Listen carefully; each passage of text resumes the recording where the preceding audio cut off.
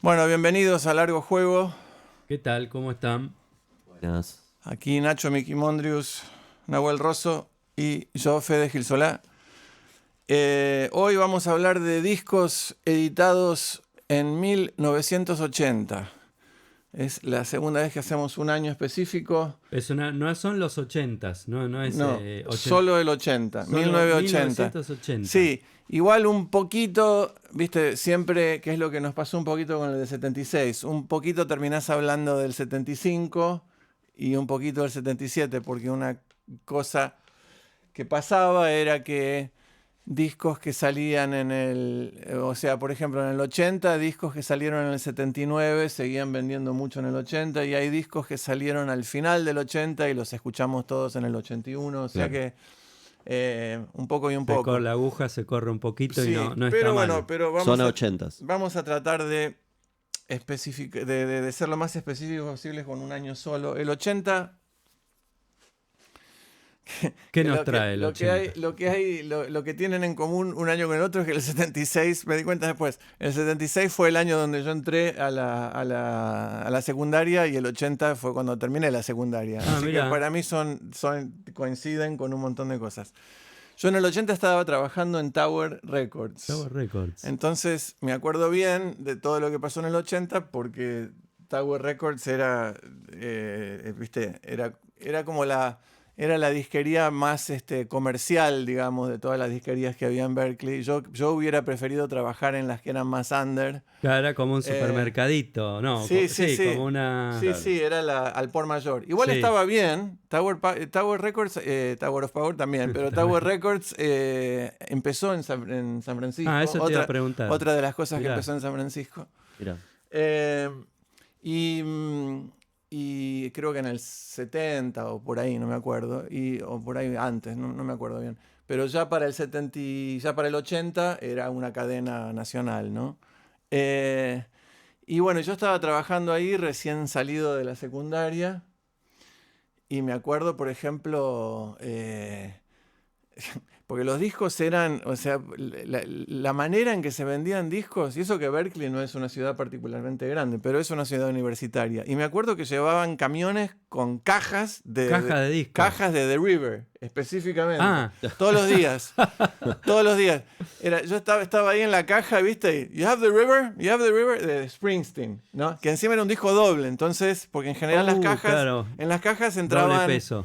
En las cajas se venían más o menos 20 discos por caja que mandaban las compañías. Y lo que hacían en Tower era directamente apilaban las cajas en el piso. Y las apilaban. Y las apilaban en el piso y ponían el disco de muestra Claro. arriba del que estaba, ¿no? Entonces... Como en el súper. Hay que así. apilarlos bien, Claro. porque eso cuanto más peso tienen, ¿no? Si los apilás mal, se empiezan a doblar todo. No, bueno, pero están apilados por 4 días. Está por eso bien, te no digo, es que- no duraban un año en el Claro, piso, esos salían como pan caliente. Esos eran los discos que salían así. Sí. Te digo, venía el camión todos los días a traer nada más que The River de Springsteen. O sea, ese era el nivel. Que encima eran menos por caja porque era un disco doble. Así que bueno, ese disco me acuerdo que fue así, fue la consagración así total de Springsteen y después por supuesto el disco más famoso del 80 es The Wall de Pink Floyd, que yo nunca me lo compré. Me rehusé terminantemente. Fui a ver la película, eso sí, pero no me compré el disco porque ya estaba harto. Te The Wall, empalagaste. por todos lados, estaba por todas partes. Sí. Yo soy fan de Floyd, a mí me gusta Floyd con Barrett, con Roger, con quien sea. Pero el The Wall no me lo compré porque era como... Fue el primer disco que yo... Era otra vez sopa. En donde viste, no hay forma de no, o sea, te lo metían por todos lados. O sea, Sí. de hecho hay libros editados sobre todo el laburo que se hizo con The Wall cuando tenías que laburar con cada radio independientemente, Sí. qué sé yo. Ahora ya no existe más eso porque ahora ya hay un tipo que es el dueño de todas las radios. Pero, así que lidias con eso y ya está. Pero en una época tenías que, viste, ir hablando con uno, hablando con otro, viste, los jefes regionales de distintas radios, etcétera, etcétera. Y The Wall, en parte, o sea, se hizo un trabajo, que es un poco lo que habla Matt, en su libro, ¿no? de que hemos hablado, ¿viste? De Deferred Dreams, el libro sobre San Francisco, en donde en gran parte toda la cosa de que por qué un disco vende, qué sé yo, hay cosas que están manufacturadas, o sea, hay cosas que están armadas desde la industria, ¿no? En un grado. O sea, no, sí, tiene que ver con los gustos de la gente, pero también es al revés. De alguna manera también las discografías imponían un poco esos gustos en la gente, ¿no? Porque si... Claro, ¿qué es primero, ¿no? En todo caso, ¿qué es lo que influye a quién? O sea, hay un ida y vuelta, pero también parte de un lugar. Hay casos específicos en donde las compañías hacen toda una campaña para promocionar tal cosa y gastaban mucha guita en eso, Claro. ¿no? Porque Y si bueno, no... The Wall es un caso. Pero bueno, esos fueron los dos discos que me acuerdo que son los que más vendieron en el 80. Pero el 80 fue un año interesante porque empieza el post-punk, ¿no? Que en realidad empieza en el 79, pero en el 80 Claro, ¿Cuál es la primera banda? se consolida, claro. ¿Cuál es la primera banda de post-punk? Y la primera que se me ocurre a Que se mí, la A mí ya catalogó, se me la ocurre primera que una. se me ocurre a mí es Joy Division. Ah, mirá. Que en realidad sacaron su primer disco en el 79, pero el 80 Closer fue el que ya salió con el Kia muerto, el segundo. Sí. Pero de ahí, de ese disco salen Bauhaus y toda esa movida, ¿viste? Claro. De bandas post-punk que salen a partir de ahí. Otra banda que es post-punk, que no tuvo por ahí tanto reconocimiento, pero que hasta el día de hoy siguen, o sea, siguen siendo una influencia en muchos músicos que lo siguen descubriendo, es XTC. XTC. Esa es una banda que también, que los tipos en vivo, porque ellos fueron parte de toda la movida. O sea, todos ellos lo que tienen en común es que vieron a los Sex Pistols y Empezaron a tocar. Vamos, claro, ahí Se como vieron que, influenciados por ellos y... sí, de alguna forma. Lo que pasa es que no, nadie, lo que había piola en esa época era que nadie decía, bueno, ahora hagamos algo igual a los Sex Pistols. O sea, a nadie se le ocurría eso, pero a todos se les ocurría, bueno, hagamos lo que se nos cante, Claro. básicamente, era la consigna.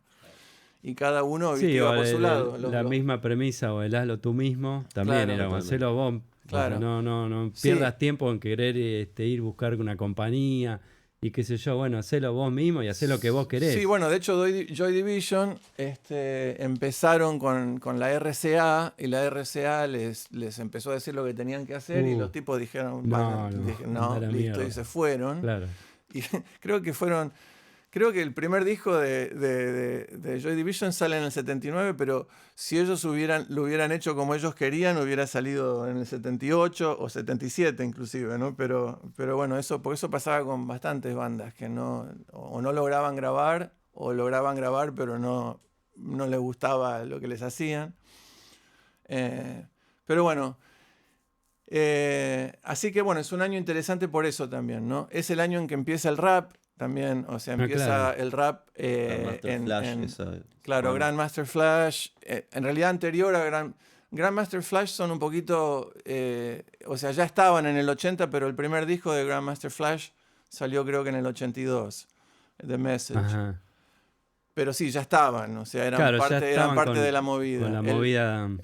Había una banda que se llamaba Sugar Hill Gang, que también sacaron. Sí, esos tenían éxitos. Sí. Temas conocidos. Sí, Apache y todos esos temas. Claro. Y el primer disco, LP, porque yo pensaba en términos de LP, entonces... El largo juego. El primer disco que salió en LP que yo recuerdo es el de Curtis Blow. Ah, sí. Y que yo les conté, que yo lo ponía al disco y venían la gente y me decía, that's black music. Le digo, sí. Y claro. Sí. Madre mía. Exacto. Sí, no. Claro, ese era el nivel. That's black music. Establece un poco la manera de rapear, ¿no? Sabes que yo lo escuchaba y digo, tiene un estilo, o sea, Anthony Kiedis, ¿viste? Tiene como... Sí. Tiene... Bueno, toma de ahí, Sí, como total, de la raíz del, ¿no? Esa era la única forma de rapear en esa.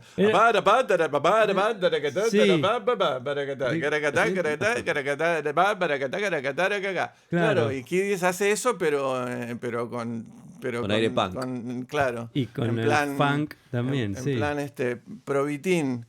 Claro. ¿Se acuerdan claro. del Probitín? Claro, eso, pero así on steroids, como dicen ellos. Y Curtis Blow, ¿él era de dónde? ¿Era un artista de Nueva York? No me acuerdo de dónde era Curtis Blow. Creo que no. Creo que era de Filadelfia. No me acuerdo de dónde. Pero sí, la primer movida del rap que yo vi, porque yo estuve en Nueva York en el 80, entonces todo eso lo vi medio en vivo. Vi los primeros chicos haciendo breakdance. Claro, porque era una movida integral. Estaban los grafiteros, los b-boys, Claro. los MC y después el DJ. Esos 4 pilares del hip hop, al menos. Pero bueno, antes de ser hip hop, no sé si era primero rap o hip hop. No, hip hop salió después. Rap es después. Rhythm and Poetry, eso. Sí, en realidad es interesante porque rap quiere decir rapping quiere decir hablar, en realidad. Y el otro día vi en un no, ¿dónde fue que lo vi? No me acuerdo, pero estaba viendo un documental de algo que tenía que ver con el jazz. Y los tipos y la propia compañía decía, no me acuerdo bien ahora el lugar, pero una cosa de los años 40 en donde decían que los 60s eran Aretha, rap y Aretha, rap y rebellion o algo así, no me acuerdo. Pero el rap en ese contexto quería decir poder hablar de las cosas. Y de hecho en el jazz ya había una cosa, ya en los años 30 y 40, que le decían scat, que también era una forma de rap, que sin decir palabras... Es como un recitado. Ella Fitzgerald, ¿viste? Que hace... sí. Bueno. ¿Skag? ¿Es eso? Scat. Así que eso ya estaba claro, y eso ya estaba presente. Entonces, inclusive si buscas, hay cosas en los años 40 de tipos que están haciendo algo, que están haciendo scat, pero hablado. O sea que es rap, ya desde mucho antes. Sí. Pero ya inclusive la palabra rap estaba dentro del ámbito de lo que estaba ahí, del movimiento, ¿no? De lo que estaban haciendo. Pero bueno, específicamente cómo fue la cosa, no sé, yo no estuve en todas esas cosas que ves ahora en Netflix. No es que había gente en la calle y pasabas y estaban todos los tipos en la calle, uno que era el DJ y otro que era Claro, tengo entendido que eran fiestas o reuniones muy unders, muy claro, yo eso no lo vi, pero sí vi chicos rapeando por un lado y chicos bailando. Por otro en la calle. Claro. Ya en el 80. Pero bueno, así que arrancó eso también, el rap, que sí, que después lo toma Anthony Kiddis, que el otro día, entre paréntesis, vi un documental que está buenísimo. ¿Lo viste? Sí. En Netflix. En Netflix. ¿Lo vieron también? ¿Lo vimos todos? El primer violero. Claro, sí, sobre Slovak. Hillel Slovak. Yo los vi un montón de veces con Hillel. Vos lo viste con él en el periodo. La mayor veces que vi a los Chili Peppers los vi con Hillel y con Jack Irons. Porque él aparece en el tercer disco únicamente. No, creo que está en el segundo. ¿Está en el segundo? Sí. Donde entendí era en el tercero. Porque. No, perdón, bueno, él estuvo tocando en vivo con ellos hasta que se murió. Pero grabarlo el primero, y no sé si él apareció, no en todos esos discos, en estudio, digo, ¿no? Sí, pero no estuvo en el primero porque él y Jack Irons se fueron, que eso es lo que cuenta la que cuenta el documental. Sí, pero en el segundo disco ya estaba de vuelta. Ya estaba. Bien. Porque esa es la época, cuando salió Freaky Styley, el segundo disco, yo lo escuché antes de que se editara, porque lo tenían mis amigos de Fishbone. Claro, porque entonces produce George Clinton. Sí, pero ellos eran amigos de antes de lo de George Clinton. Sí, ¿no? Pero eran amigos porque eran amigos. Eran amigos. de ahí de Los Ángeles Andaban y en tocaban la- juntos en la todo el tiempo. Pomada. Pero bueno, la cosa es que yo lo escuché, me lo hizo escuchar Angelo de los Fishbone, y ahí ya estaban de vuelta Jack Irons y Hillel. Y de hecho, todas las veces que lo fui a ver, del 85 para adelante, estaban Slovak y Jack Irons. Lo que tiene muy... Bueno, fuimos al carajo de 1980, pero Sí. lo que tiene el documental que me pareció tremendo es que está Frusciante diciendo que... O sea, como que todo su estilo alrededor de la guitarra tiene que ver con emular lo que hacía Claro. Slovak. Sí. Ah, claro. Y lo dice como desde un lugar como muy profundo. Como Sí, que Sí, sí. y después lo imitó tanto que claramente también... claro, y también después él construyó sobre eso. Sí, pero sí, construyó sobre eso. Porque, tremendo. sí, pero empezó desde ahí, empezó estando totalmente obsesionado. Al Claro. principio dice que no sabía encontrar su estilo, pero dice que paradójicamente cuando empezó a imitarlo a Slovak fue cuando empezó se encontró a él mismo tocando. empezó a reencontrarse. sí, con Eso es muy sí. profundo, porque eso Sí. es realmente un camino. Sí. Sí, sí, O sea, sí, como sí. que- Yo voy a ser sarcástico, Tremendo. pero Sí. también en algún momento le copia el estilo de vida, quizás, la adicción, ¿no? Ah, Él sí. zafó, ahí va. pero... No conozco el... Sí, lo que pasa es que a los 18 años es muy difícil de repente ser... O sea, para Bancarse, mí sí. fue difícil a los 30 y estando acá, estando en un paisito en el culo del mundo. Imagínate Claro. estar en el Lo agarró en muy el medio de joven, todo. sí, sí. Sí, muy chiquito. Pero bueno, lo que pasa es que también ahí Anthony también tenía sus problemas de adicción y que Sí. que los tuvo hasta entrados los 90. Pero bueno, al margen de todo eso, sí, eran una banda, eran otra banda. A mí es interesante Era porque otra banda, sí. Después cuando lo que también pasó cuando entró Frusciante es que empezó la melodía, porque hasta ahí era todo eso que decías vos, ¿viste? Claro. Que estaba buenísimo en vivo. Pero en los discos era como que no se traducía del todo bien eso. Por eso inclusive el disco que hicieron con George Clinton está bien, pero tampoco... Siempre, a mí siempre me parecía... Era como gusto a poco los discos de los Chili Peppers, porque eran mucho mejores en vivo. claro, sí. en un buen día. Lo que tenían, sí, sí. A En mí, un buen- a mí en me un- encantan los En un primeros buen discos día, de los porque... Sí, en vivo te hubieran gustado Chili. mucho Oh, más. seguro. Lo Sí, que pasa es que porque yo lo también... vi- Lo que pasa es que también depende, por eso, ¿no? Depende de qué día los ves, que un día están... Cuando los vi, están bien. no, medio que me decepcionaron. Los vi en Brasil en el Sí, 93. Sí, lo que pasa, Va, no, lo no que es que pasa me es que ellos no decepcionaron, quieren... pero no era la explosión que yo escuchaba en los. Pero lo que pasa es que en los discos hay 80.000 guitarras, hay Sí. 80.000 cosas. Y Anthony Ellos lo que no principalmente canta bien, digamos. Sí, Llega, canta mejor. canta mejor. Canta un poco claro. mejor. Sí, bueno, él aprendió a cantar un poco. Pero eso es también de lo que habla el documental, que él era el MC de la banda, era el que los presentaba. Sí, era el Y tenían el animador, amigo claro, ese sí. que ellos le dicen era nuestro pequeño Andy Warhol, que era su amigo negro, El gay, negro. que medio que los apadrinó, que era más grande que ellos, y él fue el que los convenció, déjenlo cantar a Anthony un tema. Que Pero metan si no este es músico. monito. No, bueno, no importa, pero déjenlo, porque el tipo se dio cuenta que el tipo Tenía la chispa. tenía onda, ¿viste? Sí, sí. Pero bueno, volvamos al 1980. Sí, volvamos. Sí, lo que sí tenés razón es que, porque los Chili Peppers tienen exactamente mi edad, somos todos del 62, Sí. menos Frusciante que es más joven. Y entonces todos al mismo tiempo, cuando salió el disco de Curtis Blow, yo te aseguro que estábamos todos escuchando al mismo tiempo ese disco de Mirá, Curtis Blow. claro.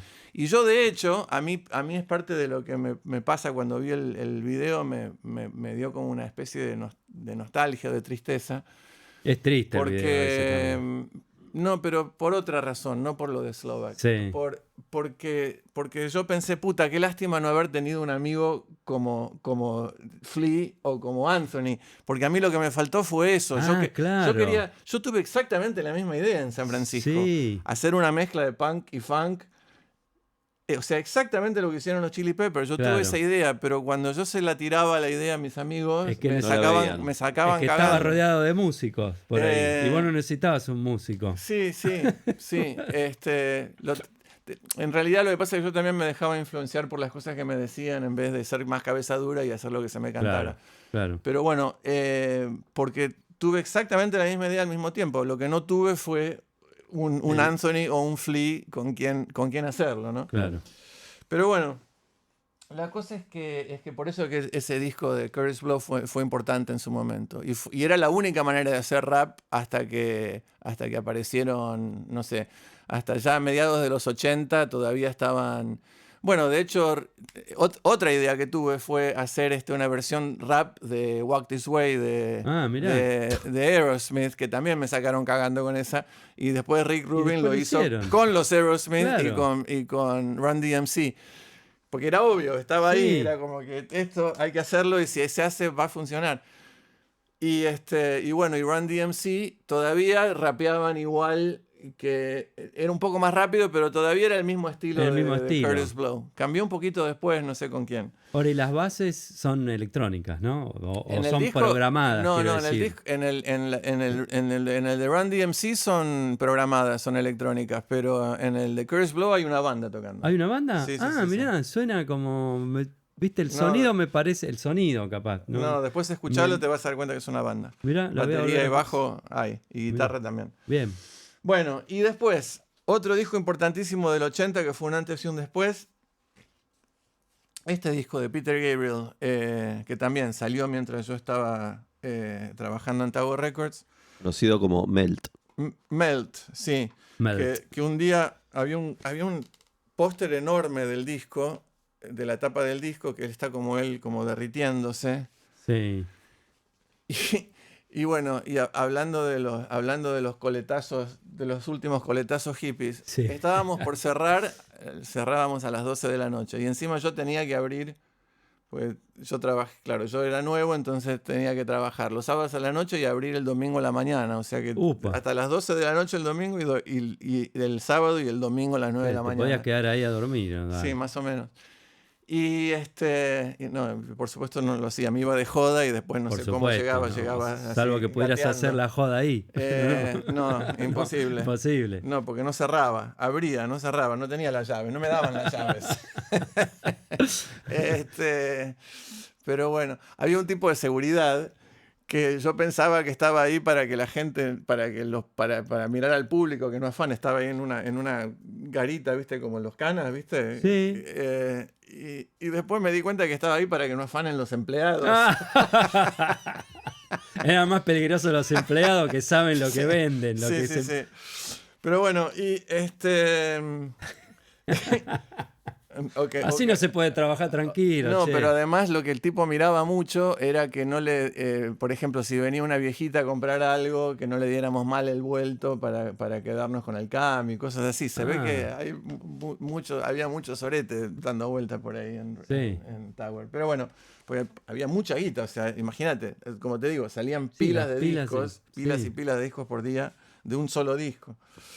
Pero bueno, la cosa es que estábamos por cerrar y yo quería cerrar y entra un chabón y se queda mirando así el póster de coso y lo trata de tirar abajo. Y dice, no, he's melting. Se ve que era uno que se había tomado una pepa y vio Estaba eso re loco. Y se preocupó. Sí, se le empezó a desarmar el mundo, ¿viste? Y yo enojándome con el tipo, después viste, me di cuenta y dijo, no te puedes enojar con un tipo que está así. Pero bueno. Para, Fede, ¿vos tenés ahí como 25 discos para hoy? Sí, no los voy a nombrar a todos, no te preocupes. No, nombrar se pueden nombrar. Sí, pero digo, no voy a hablar de cada uno de ellos. Pero bueno, lo importante de este disco de Peter Gabriel es el tercer disco. Tercero, ¿no? Te iba a preguntar. Sí, efectivamente. Es que fue el primero en donde el tipo empezó a laburar mucho con máquinas y con todo lo digital y qué sé yo. Que recién empezaba. Porque eso trae los 80, pero bueno, no sé en qué momento, cuando nosotros decimos, disco, porque en los 80 empezaron a venir los sintetizadores, los nuevos instrumentos, nuevas tecnologías. ¿Es en el 80? Es en el 80 disco, con este disco específicamente.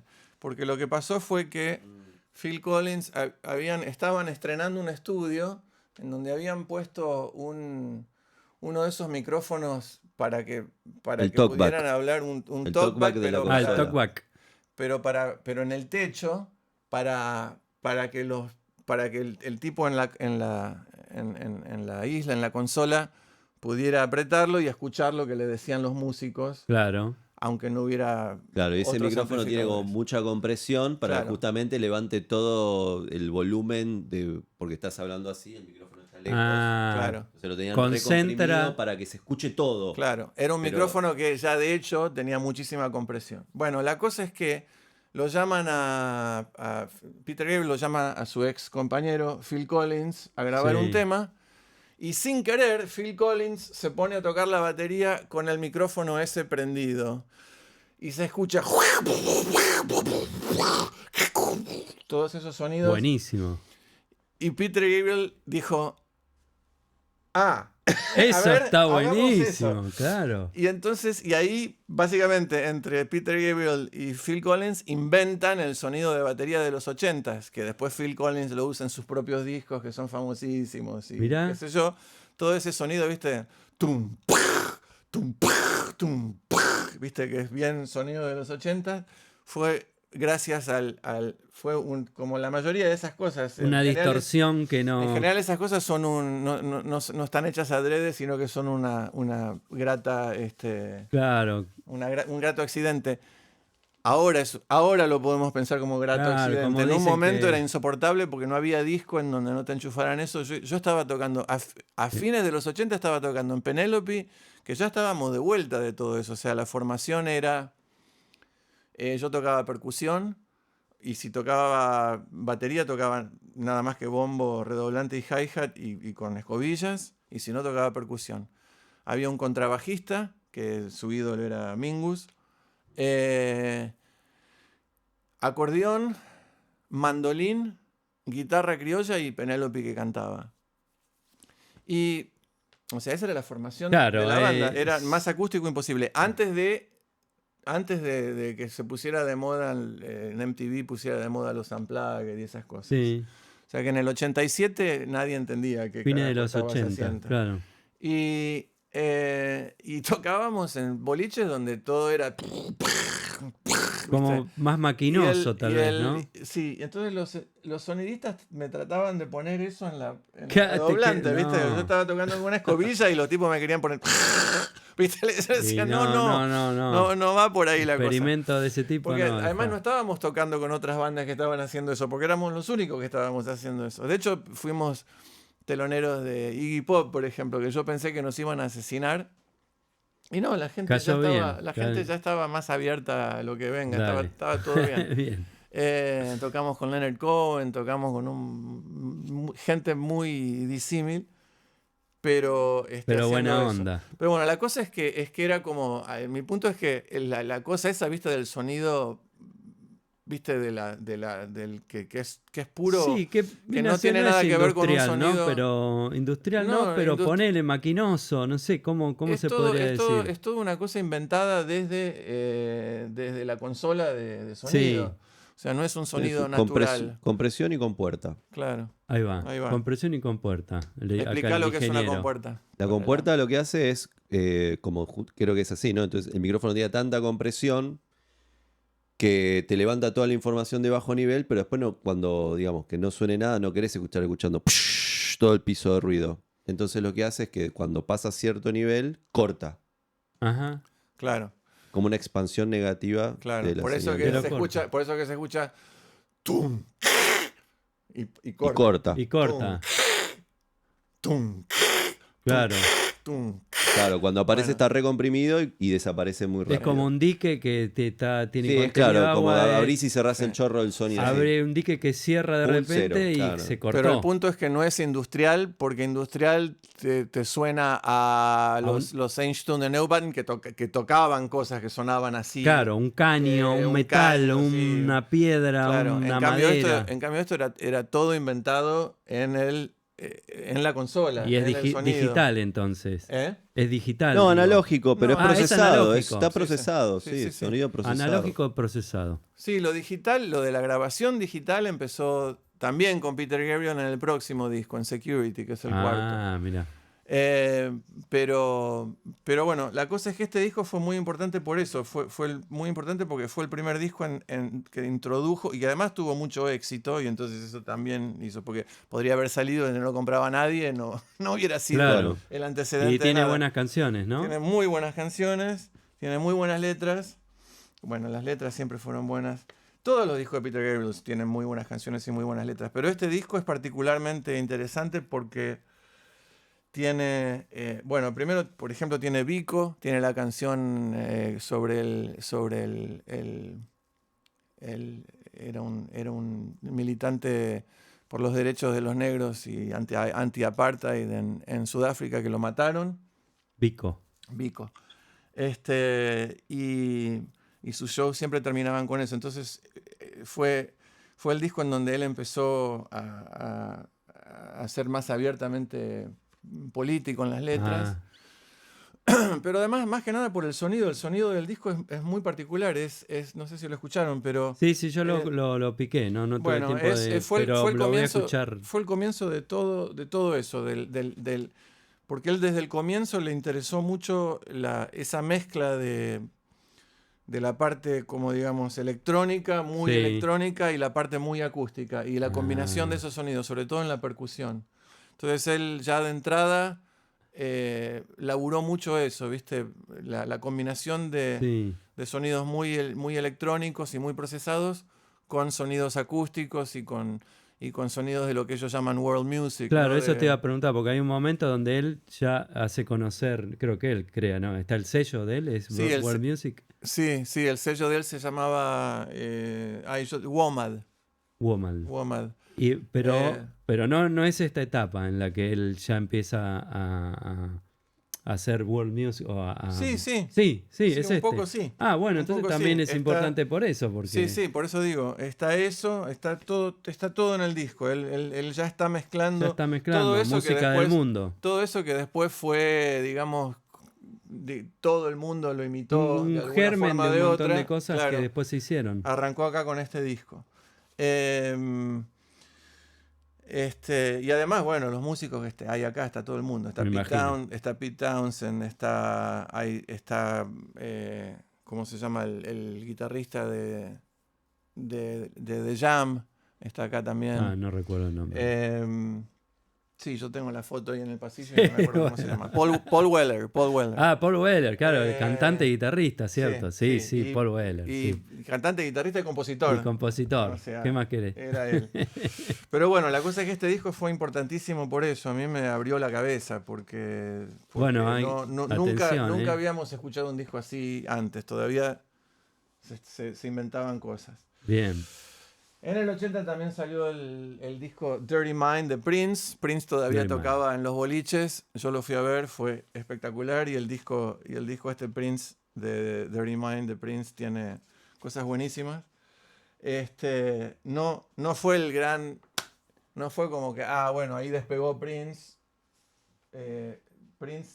Previo a su despegue así a masivo. Nivel masivo, sí.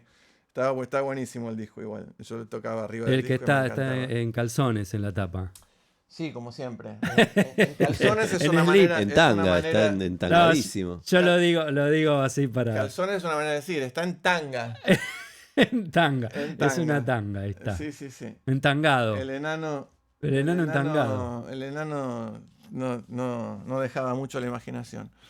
Bueno, y sale, por ejemplo, el disco Heart Attack and Vine, que vendría... ese está buenísimo. Sí, que vendría... A mí me encanta. Está buenísimo. No suele estar cuando en All Music, si buscas los mejores discos de Tom Waits, este no aparece como uno de los mejores, pero a mí me encanta.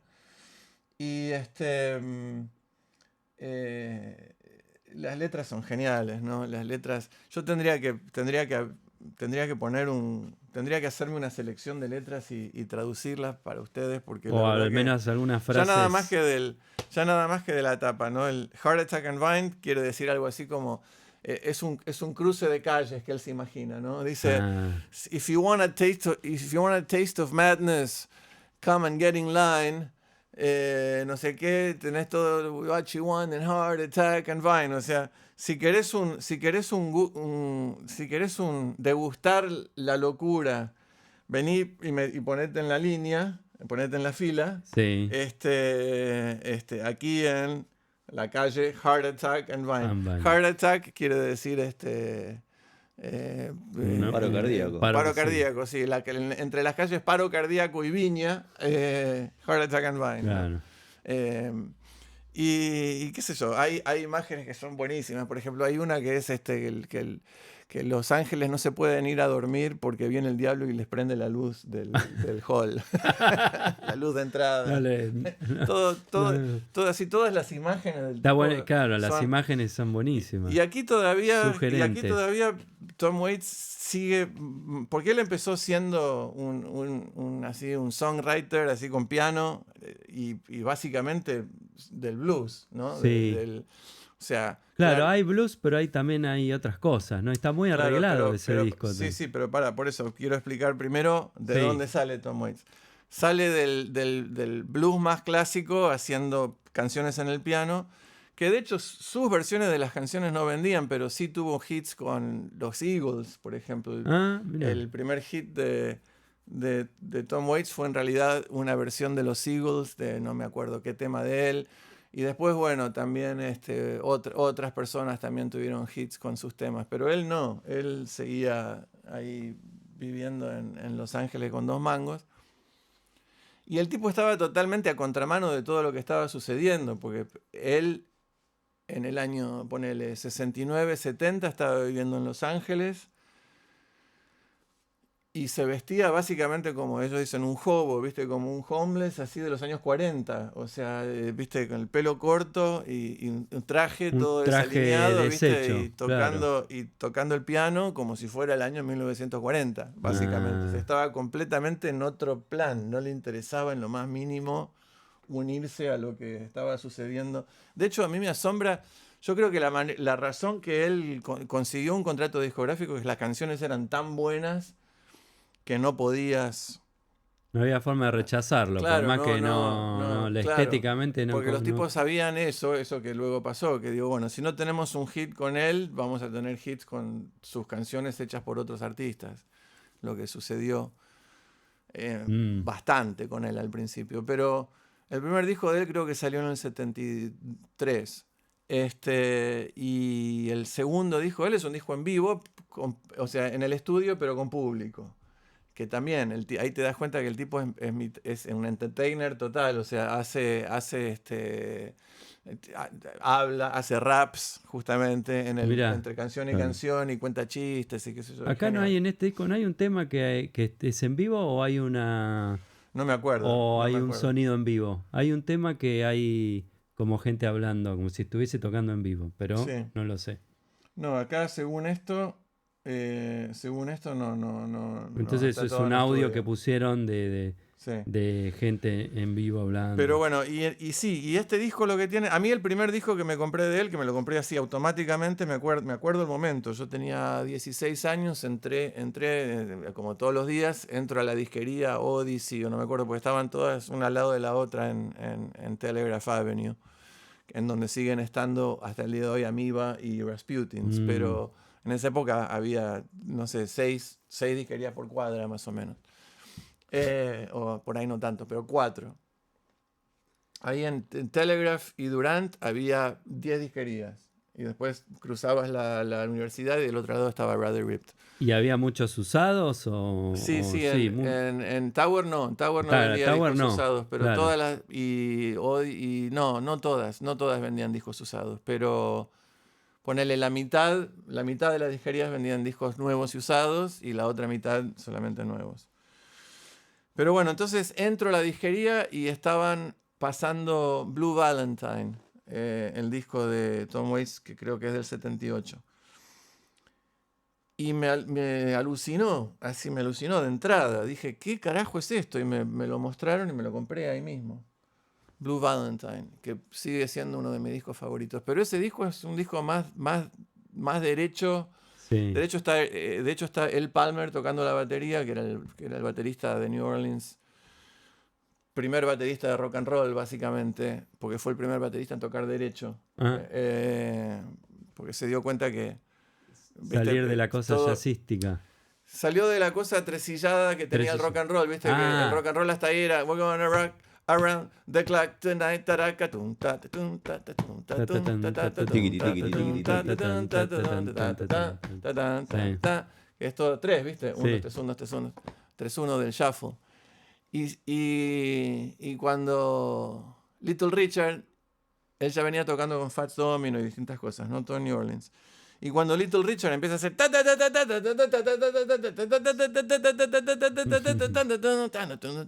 claro, lo hizo más hardcore. Claro, y entonces ahí Earl Palmer se da cuenta que acá tocar atresillado no va a funcionar porque la mano de Little Richard está en los pedos tocando todo, ¿viste?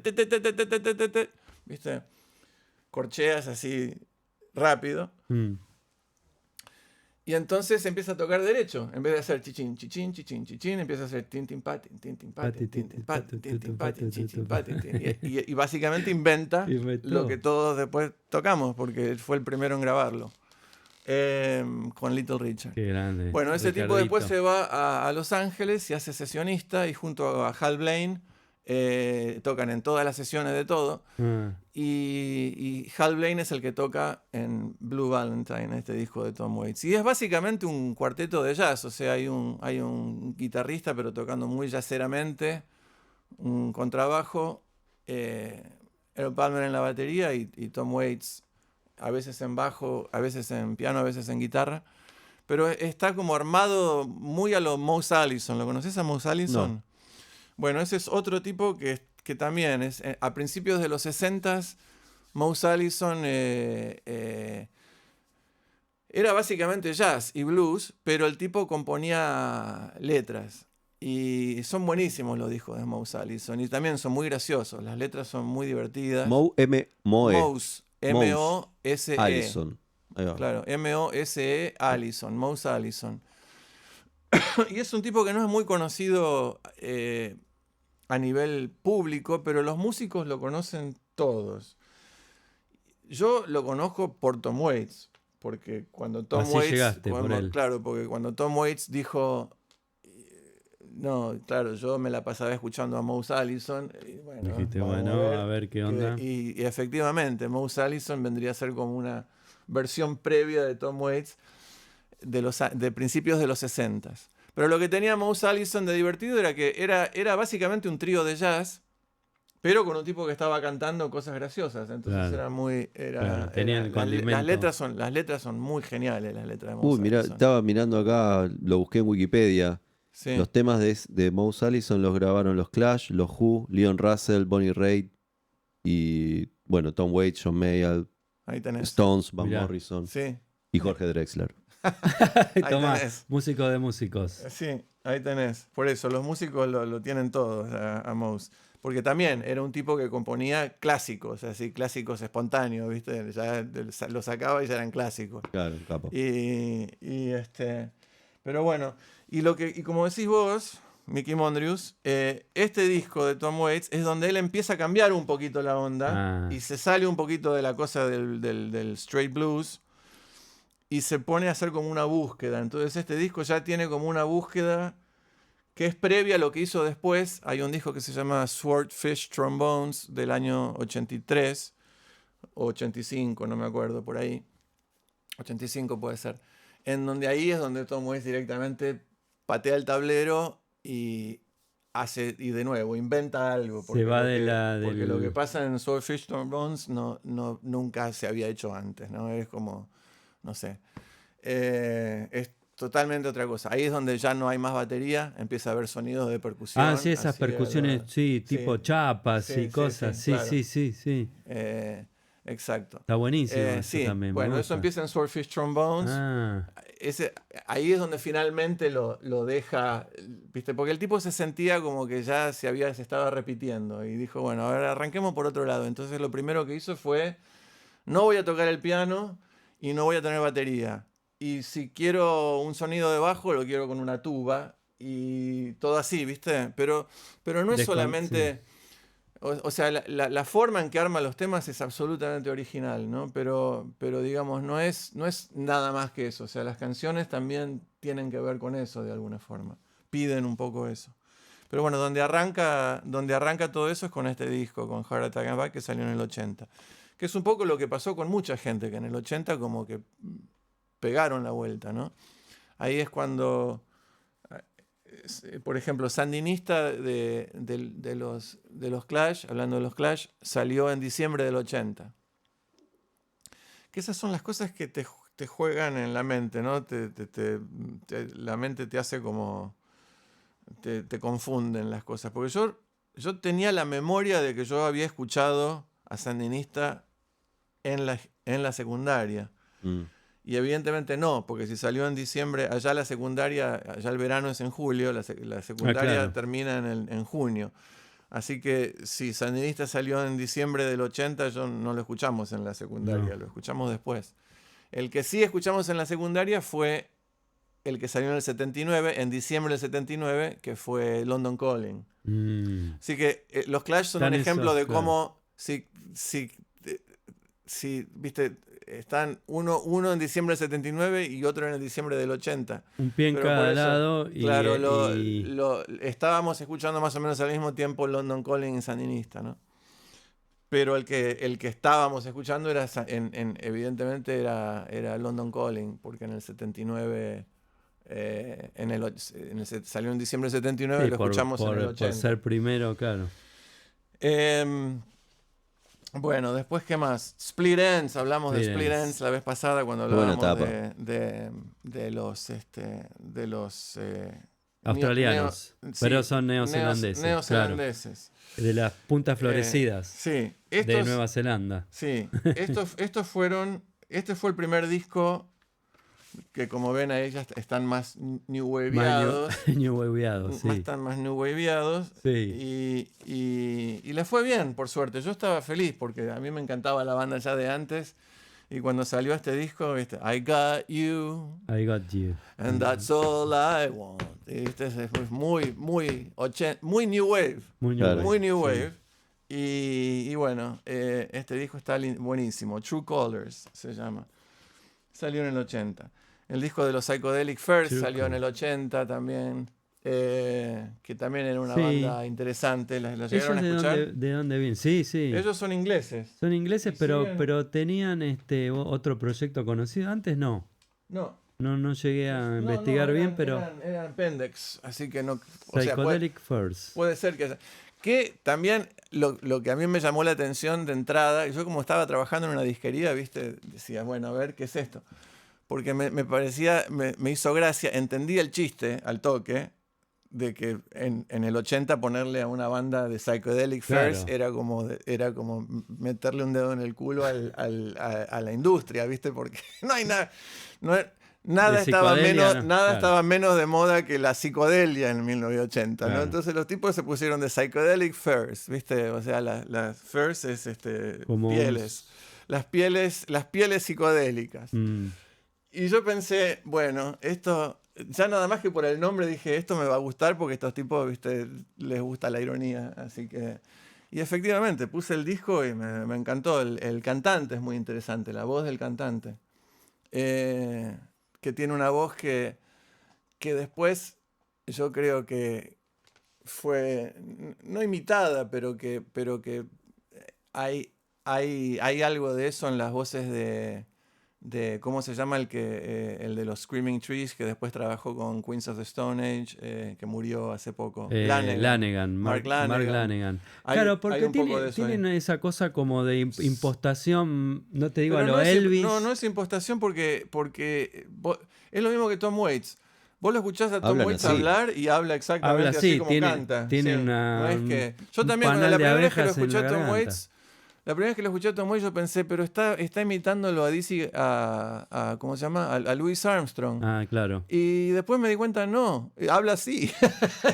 Habla como canta. Por suerte para él, ¿no? Porque se imagina que... Sí, aunque después tuvo que, finalmente después de 20 años de eso, el médico le dijo, bueno, o tomás, o vivís, o te morís, o seguís tomando. Elegí, o seguís tomando 2 meses más, porque te morís igual.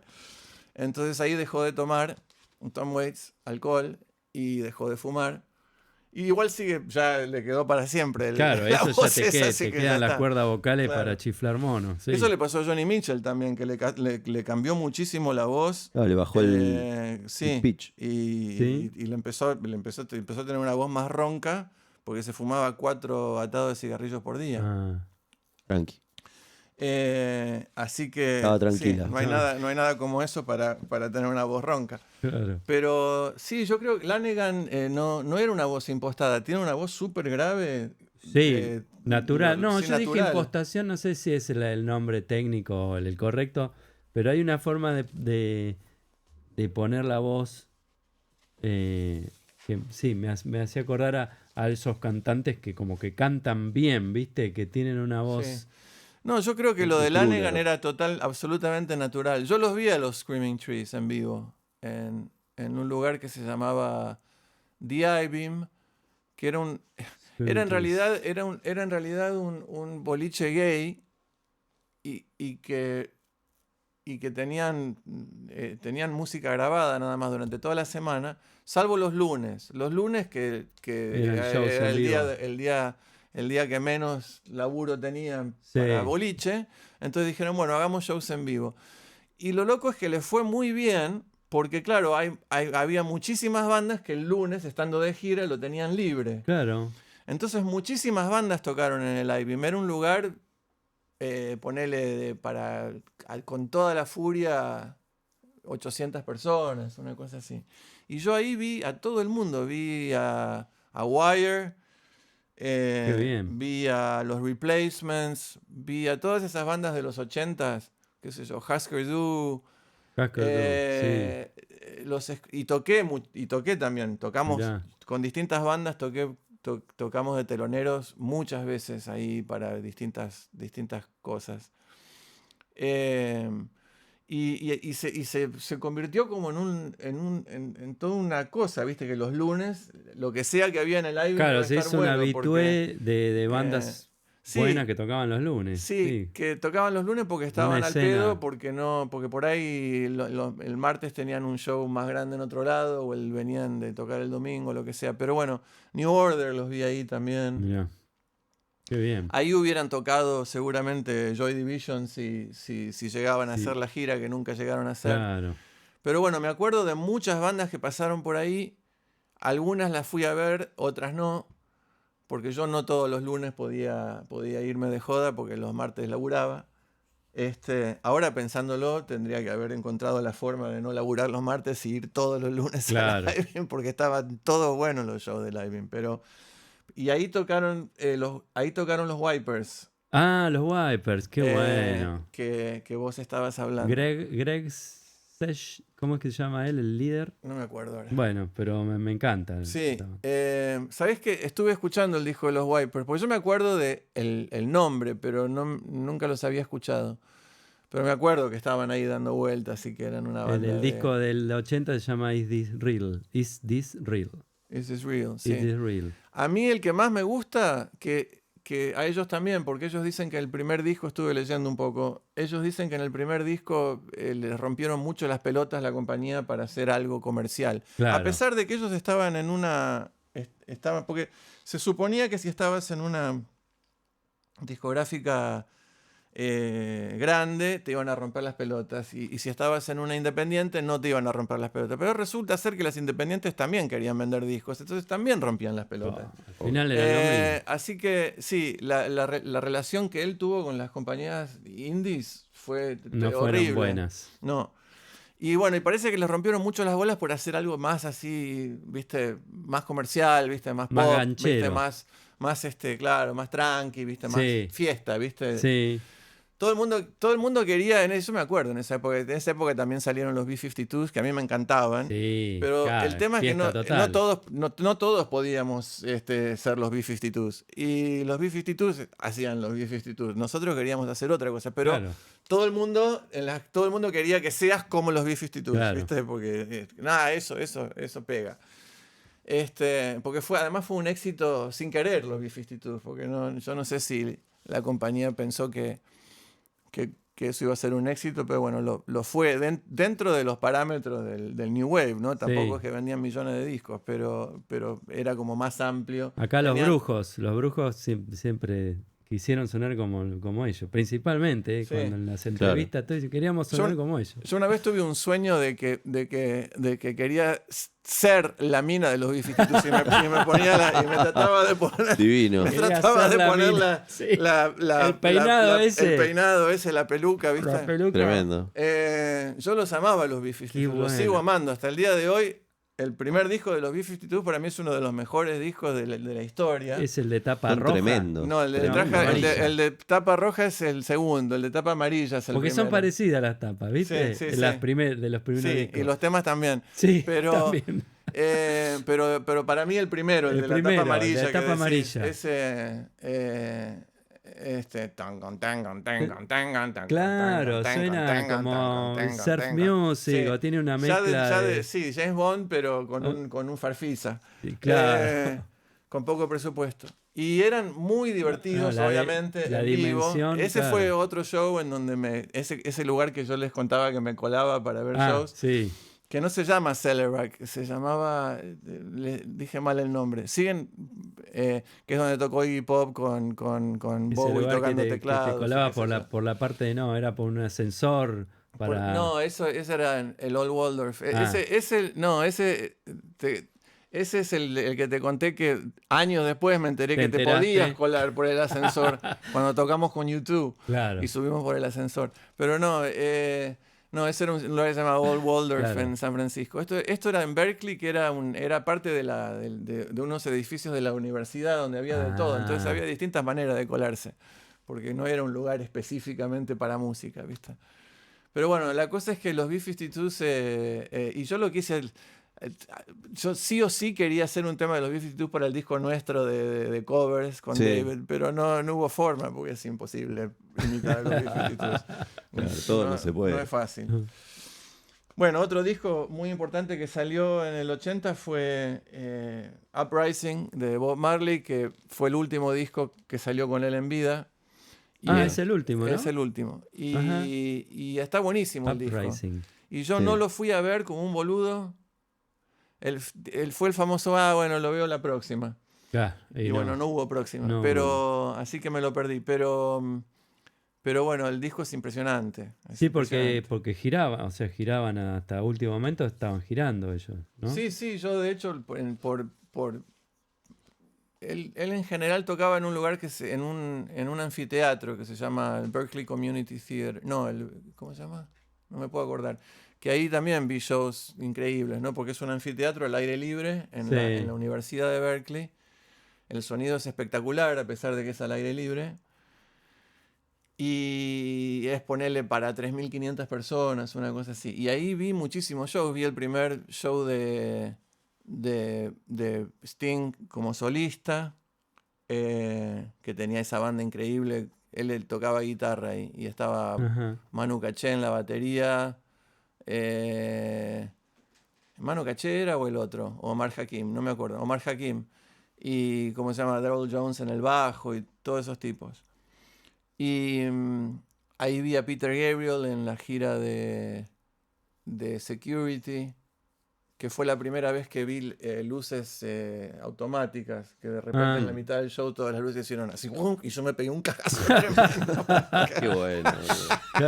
Nunca había visto eso en Como, mi vida. como robots. Todas las luces se movieron al mismo tiempo. Tremendo, claro. Así, ¿viste? ¿Qué pasó? Mierda, ¿Qué pasó? Me asusté.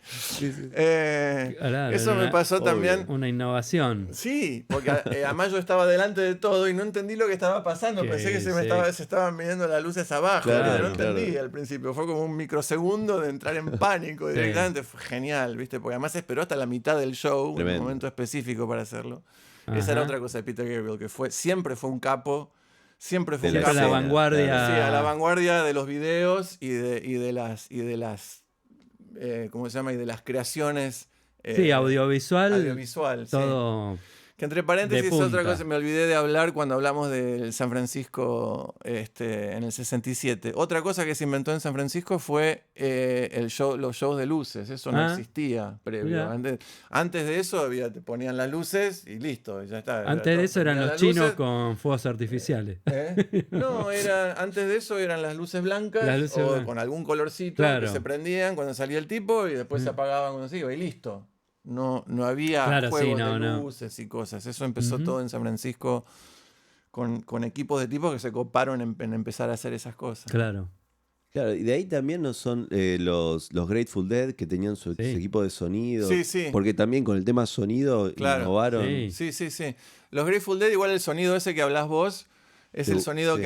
que les armó Owsley, el famoso Owsley, que es también el que legalmente, porque todavía era legal, legalmente el tipo era una especie de genio, no era una especie de genio, era un Era un genio. genio, claro. Hay un libro sobre él que está buenísimo. El tipo, qué sé yo, decidía, bueno, quiero aprender no quiero que me caguen los abogados, así me voy a hacer abogado. Y se hacía abogado. ¿Viste? Aparecía con- Qué capacidad. Bueno, y después, viste, saltó esto de que había ácido lisérgico, pero que era difícil de conseguir, porque lo tenía el gobierno nada más en ese Claro. momento. Y el tipo se fue a la biblioteca de Berkeley a estudiar química y aprendió a hacer Hizo ácido las- lisérgico, y ha sido un ácido lisérgico purísimo. Sin intermediarios. Que además era legal todavía. Claro. Porque todavía no lo habían ilegalizado. Así que, bueno, y así que gracias a Owsley que se armó todo lo que se armó, Todo. porque estaban todos tomando el ácido lisérgico de que hacía Owsley. Claro. Y después, un día, no sé si fue Somos Jerry fabricantes. decía. García o quién, dijo, che, qué embole, no escuchamos nada, porque el problema, cuando arriba del escenario, era que no existían los monitores. No había sistema de Claro. monitoreo. Entonces nadie se escuchaba lo que estaba haciendo. Y Owsley dijo, bueno, déjenme ver qué puedo.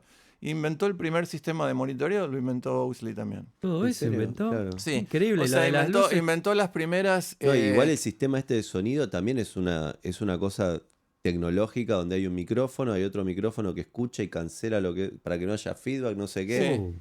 Y es un montón de parlantes chiquititos Sí. de mediana potencia, Sí, pero un montonazo. sí. Sí. Igual ese dividido no le- por bandas de frecuencia. Entonces podían lograr un montón de volumen, pero nunca te rompía la cabeza. Como Sí. un tema de audio re fiel para hacer conciertos enormes. Lo que pasa Increíble. es que lo que Sí, pasa sí, es una que lo cosa llegaron, distinta. lo tengo en la foto ese del libro de San Francisco, después te lo muestro. Lo llegaron a hacer 2 veces. Claro, tenían que mover camiones y camiones con todos los equipos. Claro, un delirio. era imposible. Era impracticable. Era solo era- gente que está re volada del mate se le puede ocurrir hacer eso. Sí, o sea, no era práctico porque Cero. precisaban 4 días Claro. para armarlo y 4 días para desarmarlo. Tenés Sí, que Entonces, eran dejar fijo camiones en y un lugar. camiones. lo llegaron a hacer 2 veces. Mira. Y después sí quedó en la quinta de ellos, no sé de dónde fue a parar todo eso. Pero lo que sí fue súper práctico fue la idea del Del monitoreo. monitoreo, claro. Lo que básicamente lo que hizo fue agarrar una consola y que la misma señal del micrófono vaya para un lado y después vaya para el otro, ¿no? Claro. Claro. Ustedes vieron que hay muchas Sí. veces en esas cosas que vemos por ejemplo, de Free, esas cosas que vemos donde el cantante está con 2 micrófonos. Sí. Claro. Uno es para el Para que el está vivo. grabando y uno es para el en vivo, porque Ah. porque todavía las consolas no tenían El ¿cómo se divisor. Claro, dice? había que tener 2 consolas. Claro. No, había que tener 2 micrófonos. Había que tener 2 micrófonos yendo a Claro, a consolas distintas. Claro, a consolas distintas. A dos y consolas claro, independientes. Claro. Que una grababas por un lado y bueno. Así que Owsley también inventó eso. Tendríamos que hacer un programa sobre Owsley. Sí. ¿Cómo llegamos a Owsley? No No sé. sé. No Pero sé. bueno. No sé, es difícil llegar a Sí. otros temas. Sí, pero bueno, y también en el año anterior salió Survival de Marley, que muestra famosamente los dibujos de los esclavos, como los ponían en los barcos para llegar, y el disco se llama Survival, sobrevivir, ¿no? Salió este disco de Irakere, que hablaremos en otro momento sobre Irakere, banda cubana increíble. Buenísimo. Salió el Rocky Erickson, Don't Shake Me, mirá. The Evil One, Don't Shake Me, Don't Shake Me. Todos los temas famosos, esos, famosos para nosotros. Claro. Sputnik, Creature with the Atom Bomb, criatura con el with the Atom Brain, Creature with the Atom Brain. Ahí está The Two-Headed Dog. Two-Headed Dog. Two-Headed No, en Dog. este no está Two-Headed Dog. Pero está If You Have Ghosts, It's a Cold Night for Alligators, Sputnik y Bloody Hammer. Buenísimo. Y este es el que te decía que, a ver si está en algún lado. No dice. Sí, Stu Cook, bajo. Stu Cook. Ahí Era va. el bajista de los Creedence. Salió este disco de Fela Kuti. La primera música africana que yo escuché fue Fela Kuti. También más o menos por la misma época, en el 80. Y acá está este disco Black President de Fela Kuti. Estos Mirá eran qué todos tapa. discos. Sí, estos eran todos discos importados, ¿no? Esto no lo conseguías. Buenísimo. No lo conseguías en Estados Unidos ni Siempre loco. hizo Afrobeat él o tiene algo. Arrancó haciendo. Hay cosas de él de los años 60 que son más. Como. No sé, son muy locos porque se nota más la influencia de James Brown Ajá. y también se nota más la influencia jazzera. Pero igual siempre fue como una mezcla de Siempre cosas. fue una que mezcla, hizo. o sea que del vamos ya. Sí, con Tony Allen en la batería, ¿no? Que eso es un ingrediente porque el que inventó el Afrobeat fueron ellos dos. Ellos dos. Tony Allen y... Ahí está, entonces y ahí me Kuti. respondiste. La pregunta por ahí era cuándo, si él empezó de entrada. Sí, lo que se le dice a Afrobeat es con arrancó con Fela Kuti y Tony Allen, en los 70. En los 70, claro. En Nigeria. Porque al ser del 80, capaz que ya tiene más alguna vuelta diferente o no. No tiene a Tony Allen. No lo tiene a Tony Que Allen. ya se había ido. Pero Bueno. no, la banda sigue siendo básicamente la misma. No podía ir a Estados Unidos él en los ¿No podía llevar a 80s. todas sus esposas? No podía ir porque no lo dejaban entrar. No Claro, lo dejaban me entrar a imagino. Estados Unidos porque le tenía prohibida la entrada en el gran país democrático. Claro. No le daban visa de trabajo, básicamente. Que también lo hicieron con Piero, por ejemplo. Ah. Con Piero le dijeron, no estás prohibido. Ah, bueno, entonces ¿puedo tocar? No podés tocar. Podés entrar, pero no podés tocar. Sin tocar. Porque no te damos visa de trabajo. Ojo, no agarres la guitarra. Entonces no. eso le hicieron a Fela también. Que además Fela en Nigeria también una vez lo metieron en cana 80 veces, ¿no? Le mataron a la madre, bueno, mil cosas. Pero porque él hablaba en contra de del gobierno, de la dictadura militar en Nigeria, y bueno. Y además Fela en África ser un cantante famoso es como tiene un, no solamente simbólicamente, pero en los hechos tiene una fuerza política enorme. Sí. Entonces Claro, sos un líder. Sí, hicieron todo lo posible para que no, o sea, no lo dejaban salir de Nigeria, o lo metían en cana, o si lo dejaban salir de Nigeria no lo dejaban entrar a Estados Unidos. Así que yo finalmente lo vi, pero en el 88 lo llegué a ver. Ajá. A él y a sus esposas. Él y sus esposas. Sí. Que las tenía todas laburando, si no cantaban, bailaban. Sí, nadie gratis. No. Era increíble, eran 20 monos tocando arriba del escenario y era impresionante. Y yo tengo visto unos videos, sí, que sí. apenas lo conocí, dije, ¿y esto? Pero este es de Había otro uno planeta. que yo lo vi, hay un tipo que se llama Babatunde Olatunji, que fue el primer tipo en sacar un disco de música africana en Estados Unidos, que creo que es de... Él no es de Nigeria, él es de Kenia, no. No. Por ahí. No me sale ahora. Bueno, ya me va a salir. Es de la costa del oeste del África, pero no me acuerdo. Senegal. No me acuerdo el país. Cerca de Senegal. Mali, creo que era de Mali. No, Mali tampoco. Ay, bueno, no me sale, no importa. La cosa es que Babatunde armó una escuela de percusión africana en Nueva York y grabó un disco en los años 50 que salió por la Columbia. Y ese disco evidentemente lo escuchó mucha gente porque se acuerdan Jingo, Jingo, va, lo va, Sí, sí. lo va, del primer disco de Santana. Bueno, si se fijan en los créditos, ahí van a ver que dice Babatunde o Latunji. Es un tema de Babatunde, de ese disco de Babatunde o Latunji, Mirá. el que hace Santana ahí. Y yo lo vi con los Grateful Dead a Babatunde. Y el tipo tenía un tambor que era una especie de trueno. Era un árbol hueco. Un árbol. Un árbol. Pero un Un árbol árbol de 3 grande. metros. El tipo se tenía que subir a una escalera. Se hacía así con la túnica, ¿viste? Se sacaba la túnica. Se arremangaba la Tenía túnica. un hueso de dinosaurio así. Claro, qué zarpado. Y quedaba sonando, ¿viste? Ese tenía el tambor más grande del sí, mundo. Sí, maqué, además en los 80. Ahí sí que no precisaba ningún compresor, ni Claro, ningún qué gate, ni compresor, ningún nada. dale. Quedó sonando un minuto el tambor. Así, ¡boom! Me quedó resonando así. Y después tocaba una mezcla con la mano y con el hueso la otra. Entonces Sí. era una mezcla de timbaletas y congas, pero del demonio, así de la era presosaica. Bueno, Qué y zarpado. increíble. Bueno, ese mismo tambor lo tenía el tipo, uno de los percusionistas, eran como 10, De Fela Fela. Kuti. Pero él, en vez de tenerlo parado, lo tenía acostado, Sí. que todo el escenario, llegaba hasta el fondo del escenario. Claro, como un cucurucho. Sí, y el tipo estaba como casi en el público y Sí. también lo tocaba sentado arriba del árbol. Claro, porque como un djembe. Claro, y ahí lo tocaba, pum, no como un cajón, pero Como un cajón, del como un cajón. tamaño de un árbol. Sí. Pero bueno, así que sí, Fela Kuti entró a mi conciencia más o menos por la época.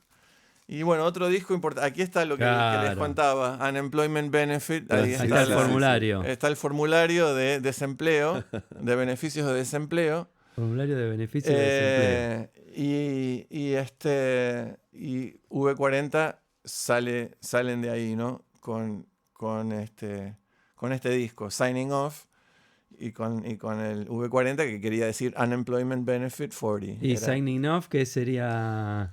No, Signing Off es de... Puede ser que sea una... Porque está como un sello, ¿no? Tiene Signing Off como que el formulario está sellado. Mirá lo que hay acá adentro. Mirá. Me lo acabo de encontrar. Qué bien. Mis Es pases. ese es el pase libre. All Access Pass Qué de bien. UB40 Tour del 85. Que esta es la que les cuento que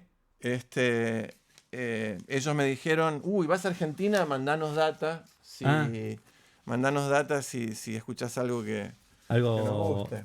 Ah, ¿y vos le Eh, llegaste a mandar algo o no? No, porque no me dieron bola. Yo les quise mandar, aquí están. Te acuerdas que te hablaba de Norman Hassan. Norman Hassan era el Sí. percusionista. Bueno, Brian Travers era el saxofonista que murió. Ah, Y Michael Virtue era el tecladista, que era el que también era amigo mío. claro, porque ellos no eran, habían ingleses, pero más que nada habían integrantes eran todos ingleses. Pero ¿Eran ingleses? eran todos ingleses de Birmingham. Ah. Y siguen siendo. Pero lo que pasa es que Norman Hassan tenía orígenes del Medio Oriente. Medio Oriente, ahí va. Y los dos, el bajista y el cantante Astro, eran, supongo que Jamaiquinos. también hijos de jamaiquinos. Ahí No va. sé si de jamaiquinos, pero de alguna isla del Caribe. Claro. De esas islas que hay. Sí. Antigua, ¿viste? Son todas colonias. Sí, excolonias donde hay británicas. calipso, todas esas músicas. Pero bueno, la cosa es que ahí Brian, el saxofonista, me dijo, si vas a Argentina, traenos data. Y como ellos tenían su propia discográfica en Europa, y se habían vuelto famosos, de repente con Red Red Wine, entonces tenían cierta chapa. Y ellos editaban los discos que ellos querían. ¿Quiénes hubiesen pegado? ¿Los Pericos? Pero ellos Ponele, ¿qué bandas de acá? A ellos no les interesaba que pegara, ese es el punto. Ellos O como rareza, no sé. ellos les interesaba editar discos que les gustaban a ellos. No tenían ninguna necesidad de que los discos peguen, entre comillas, a nivel comercial. Me estoy Y a mí se me pensando. ocurrió Sumo, apenas lo vi. Claro, ahí está, Sumo. bueno. Sumo, Y entonces ahí fue cuando me acerqué a Sumo y les conté del coso. Y Moyo se acuerda, dice que tuvieron una reunión después y que ¿Sí? en la reunión Timmy les dijo, che, acá hay un tipo que dice que los conoce a los UB40. Claro. Y nadie le dio bola y siguió el tema para otro lado. Yo lo que pasa, a mí me parece que con esas cosas, no, viste, porque es como que, pero ¿y vos qué querés? Si yo hubiera dicho, bueno, yo quiero el 20%, ahí viste. Por ahí, Claro, bueno, eso no, iba pará. en serio, Te damos Claro. el 15. Claro, te dice, bueno, te damos claro. el 15, Y dale. ahí me hubieran tomado en serio, pero como no se entendía cuál era, viste, qué quería yo, viste, y yo lo único que quería Era raro. El amor al arte nunca fue bien Es visto, rarísimo, ¿no? rarísimo. Claro. No. claro, viste, ¿qué quiere? Sí, perdón, pero de ese disco que yo lo estuve escuchando, hay mucho dub también, ¿no? Sí. Porque uno lo asocia con un reggae más, ponele, más modernizado, no sé. Sí, eso fue después, cuando Eso es después. Claro. Pero en ese disco Este yo disco escucho está grabado, mucho dub. Este disco está grabado por ellos mismos, con equipos que se compraron ellos, Sí. con los beneficios de estar desempleados, que se ve que les pagaban bien. Sí, suena buenísimo, Sí, la bueno, verdad. está grabado en el living de la casa de uno de ellos. Está muy bueno, me gustan los efectos que hay. Es ¿viste? interesante además las letras, ¿no? Dice, there are murders that we must account for. Hay asesinatos por los que nosotros somos responsables. Y hechos sangrientos han sido perpetrados en nuestro nombre. Actos criminales que debemos pagar y que nuestros hijos van a sufrir las consecuencias. Soy un sujeto británico y no estoy orgulloso de serlo, mientras yo lleve conmigo el peso de la vergüenza. Tomá, ahí está. Así que sí, eso nada que ver con Red No, nada que ver. Claro, no. Es un tema de Escuchás Neil ese Diamond. disco y decís, bueno, Sí, pará. esto era otra cosa. Era Y otra los cosa. primeros 3 discos de ellos son así. ¿Son así? Mirá. Los primeros Mirá, y 3. eso no lo sabía yo, Sí. ¿eh? Yo como Sí, no sí, había explorado la banda. Son súper políticos. Muy bueno, entonces. Muy bueno. Gran Y descubrimiento. además coincidió con la Guerra de las Malvinas, que también ellos, Claro. su segundo disco se llama Present Arms, y salió un poco antes de la Guerra de las Malvinas, pero también tienen una letra que podría haber sido hecho para la guerra, Para porque habla de el eso, habla de cómo conflicto los tipos van y invaden Claro. tierras que no son suyas, ¿no? Y bueno, y por supuesto fueron muy, muy vocalmente anti-Thatcher y anti-Reagan.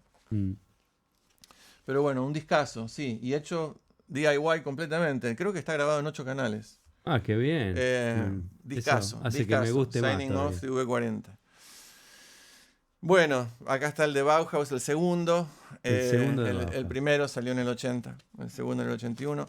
Los Ángeles, de Uy, X. ese buenísimo. Este disco es una maravilla. X. Que finalmente sacaron un disco en el 80, pero ellos ya venían desde el 77 tocando en Los Ángeles. Ese es el primero de ellos, ¿no? Este es el primero, sí. Y está producido por Ray Manzarek. Ah, claro, ahí está. Y toca también. Toca, sí, en Soul Kitchen. Y es buenísimo. Está qué sé yo, buenísimo, es está buenísimo. Ahí es un está discazo. es un ejemplo de bajista cantante. Sí, ¿cierto? claro. Cantaban a unísono con Exin. Siguen cantando a unísono. Con, que es Siguen su ellos- pareja, es su pareja. Era en ese momento, no bueno. sé si todavía están juntos o no, pero ellos siguen, los 4 son los mismos. Son los mismos. 4. Sí, ese bueno. disco está buenísimo. Billy Zoom, sí. John Doe, Exin y Cervenka y Deji Bonebreak en batería. Discazo. Cervenka. Acá les conté que vinieron con Ah, Pearl sí. Jam. Claro, sí, pasaron como desapercibidos porque claro, acá Sí, porque, si no se porque la conocen. gente no da bola a lo que tendría que darle bola. Claro, Porque si estaban de gira con Pearl Jam era porque Pearl Jam les pidió estar de gira. Porque claro, no es que- como no es presten que- atención a esto que. Claro, porque sí. no, Pearl Jam se puede dar el gusto de poner la banda que ellos quieren, no necesitan poner a fulanito que está vendiendo discos. Claro.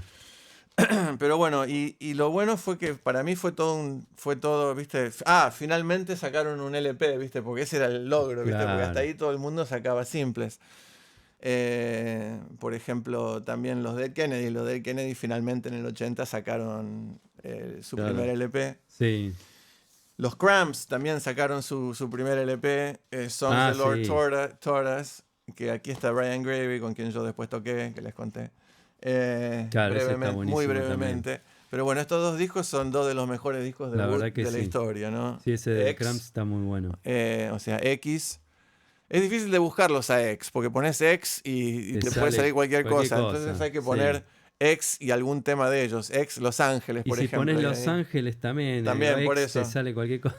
Pero si pones Johnny Hit and Run Pauline, Johnny Hit and Run Pauline, Claro. Johnny Hit and Run Pauline, bueno, que si pones algún tema de ellos ahí. Bueno, ahí ya él puedes empezar. ahí canta muy también esto que yo decía, que no me salía así, como con una voz Sí, grave. grave Sí. y con vibrato, así como que tiene una densidad copada, me gusta Sí, como sí. Y canta además él ahí. está buena la combinación de las voces de ellos dos cantando Claro. al unísono. Que eso siempre lo tuvieron. Y en vivo eran increíbles, ambas bandas, The Qué Cramps. bueno. Claro, The y- Cramps, The ni Cramps no lo y- dudo. Y X, Muy- increíbles bandas de ver en vivo. Bueno, otro disco importantísimo fue Doc at the Radar Station de Captain Beefheart muy bueno and His también. Magic Band. Este creo que no fue el último, fue el anteúltimo disco de Captain Beefheart. El siguiente también está bueno, pero este es mejor. ¿Y cuál es Truth? Trout más réplica Trout. salió en el 69, es totalmente otro plan. Otro plan, pero no hay algo, un poquitito, Sí, ¿no pero hay? este es más accesible. Este es más Es verdad. Aquí, es verdad. aquí ya lo convencieron a Van Vliet, ya lo convencieron de cantar con la banda, por ejemplo. Claro, en vez de que no cantar cante en el baño claro, aislado. sin auriculares. Sin auriculares.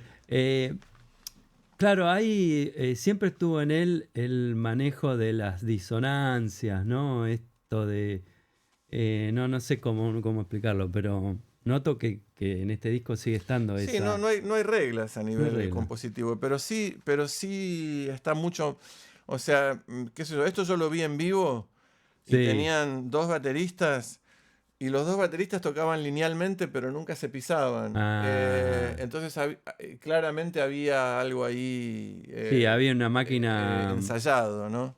aceitada para eso. Sí, John French es uno de los bateristas que hace poco me enteré que también es una gran influencia de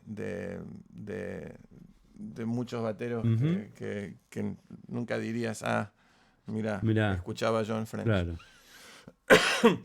Pero bueno, este disco está buenísimo. Está bueno. Me gustó. Y bueno, y yo lo pude ver en vivo. Y fue una de las últimas veces que tocó en vivo Captain Beefheart. Después decidió que quería pintar en el desierto y eso fue todo. Este disco salió también en el 80, Cameo, Feel Me, que a mí me Cameo. encanta.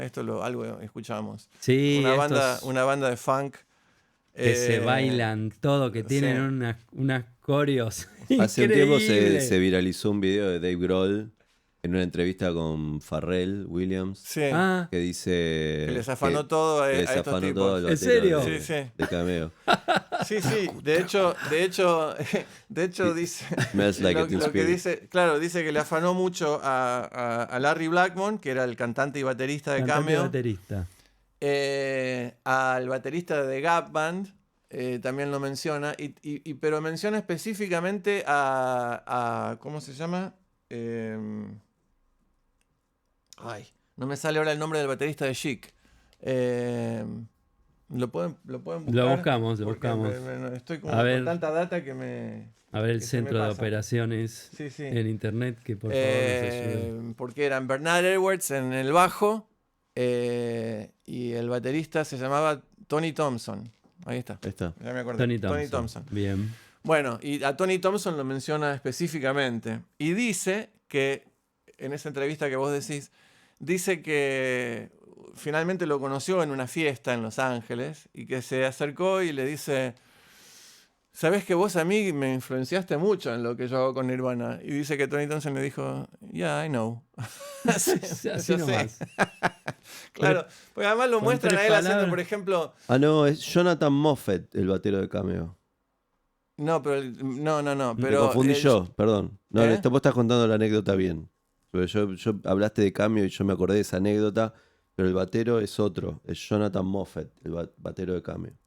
No, el batero de Cameo en estos discos de los que estamos hablando, es Larry Blackmon.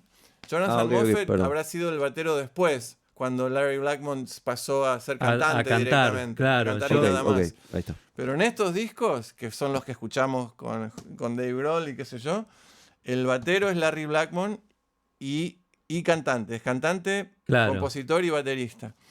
Lo que pasa es que en algún momento, cuando empezaron a ser más famosos, ahí el tipo se dio cuenta que no podía cantar desde la batería y Entonces, hizo la gran Phil Collins. Claro, y Pero, pasó al pero en todos micrófono. en todos estos discos es él tocando la batería. En Ajá. Alligator Woman y todos los discos que... Porque después de este disco, este es del 80, en donde siguen siendo funk, así con caños. Sí. Pero en algún momento empezaron a meterle como una onda más new wave, Ajá.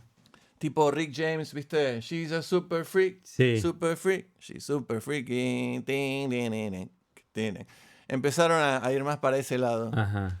Y ahí es cuando Larry Blackmore, en los discos sigue siendo cantante y baterista, pero en vivo cantaba. Canta solamente. Pero bueno, este disco Qué está manera buenísimo. de bailar, ¿no? Yo no- Cameo Feel Me. A mí me encanta este disco, me encanta el bajista, me encantan las canciones, todo. Este es uno de esos discos que el lado A son los bailables, así changa changa, y el lado B son los slows, ¿no? Ah, Son como Claro. para los apretar. lentos. Claro. Sí, sí, seguro. Qué así bien que que- lo hicieron. Muy sí, bien. sí, sí. Hay baile y hay aprete.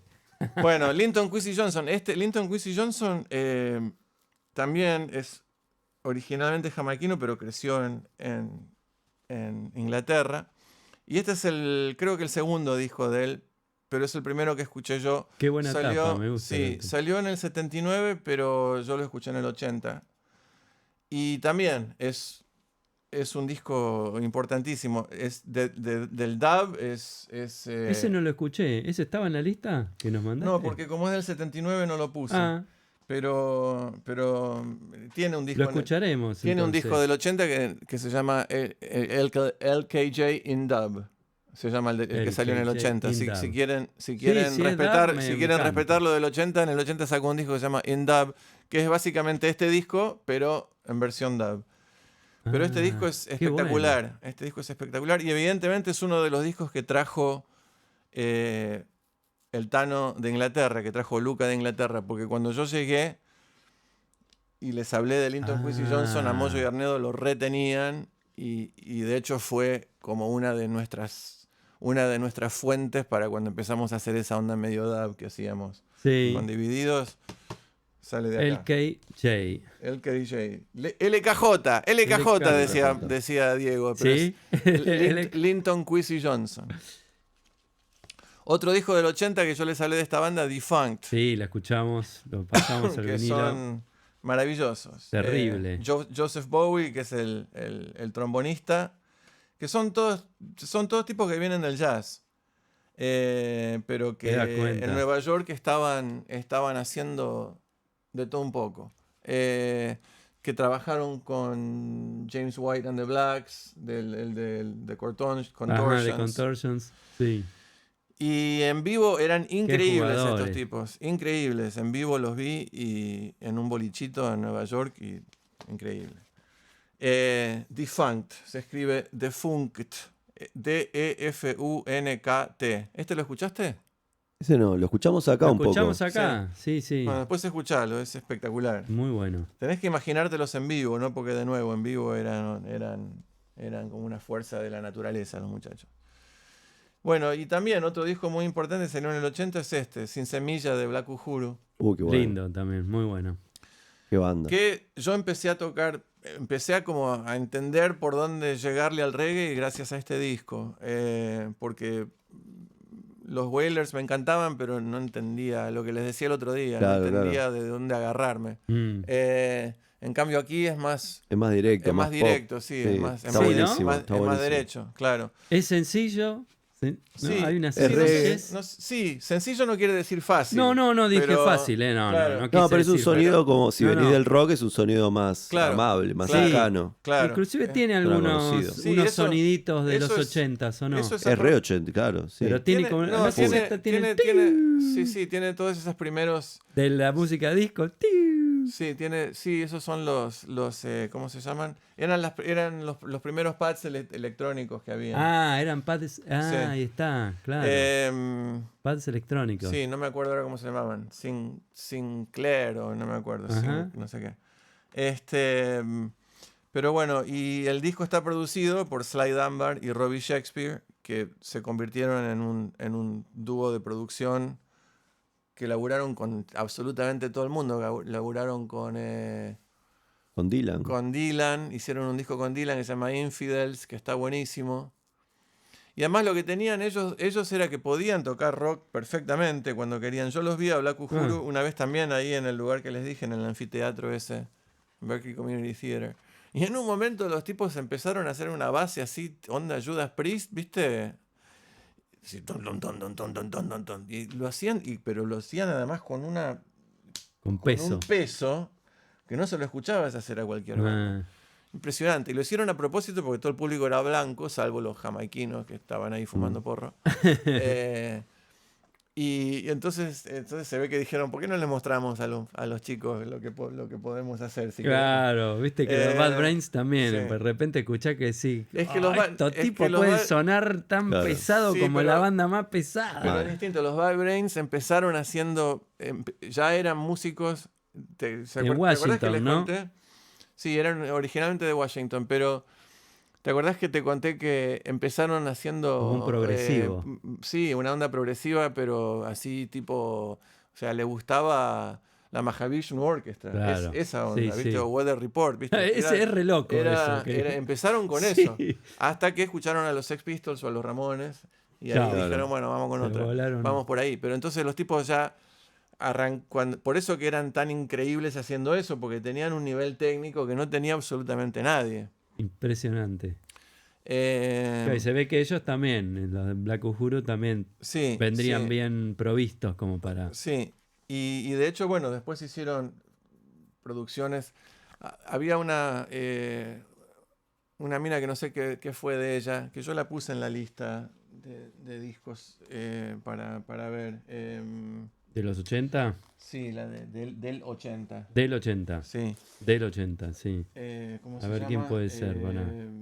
Dexys... No, Dexys Midnight no. Runners, eso es otra cosa. No, a ver, déjame ver.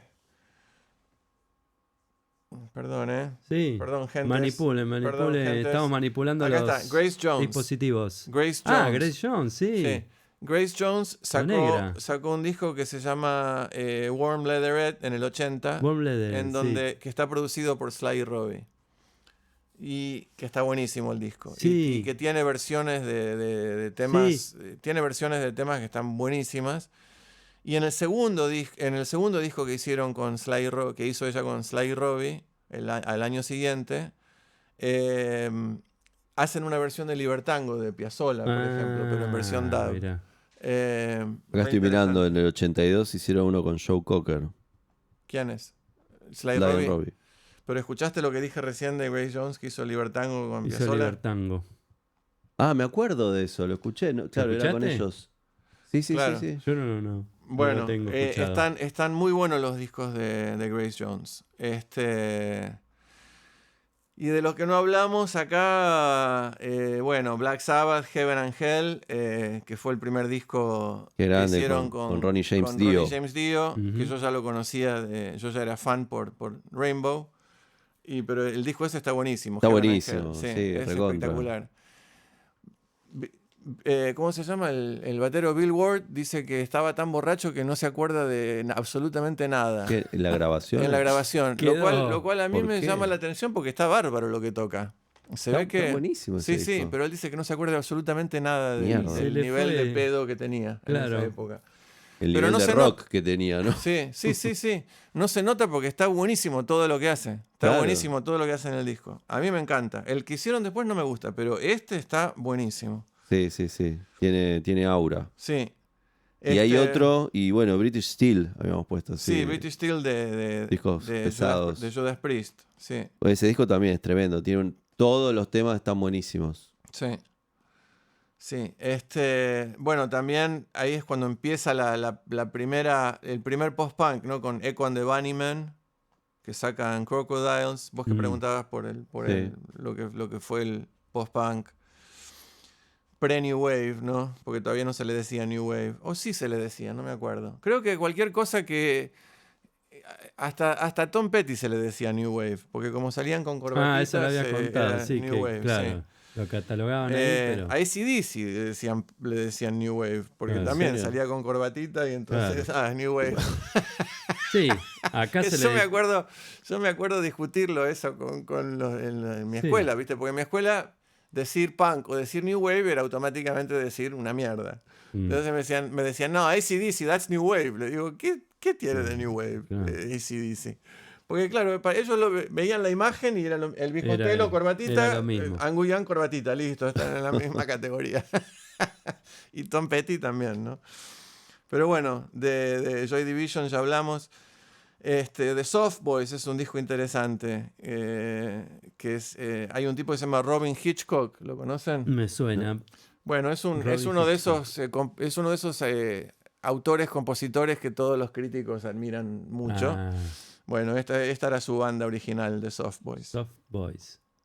Y por supuesto en el 80 sale Double Fantasy de John Lennon y Yoko Ono, que la verdad es un discazo. O sea, lo que pasa es que está tan atado a la muerte de él que es muy difícil de valorarlo por su cuenta, ¿viste? Para mi generación, ¿no? Porque muy cerquita, salió el disco y al mes lo mataron. Entonces fueron años hasta que yo lo pude escuchar al disco. Pero la verdad que está buenísimo el disco. El otro día vi el reportaje que le hace Rick Beato a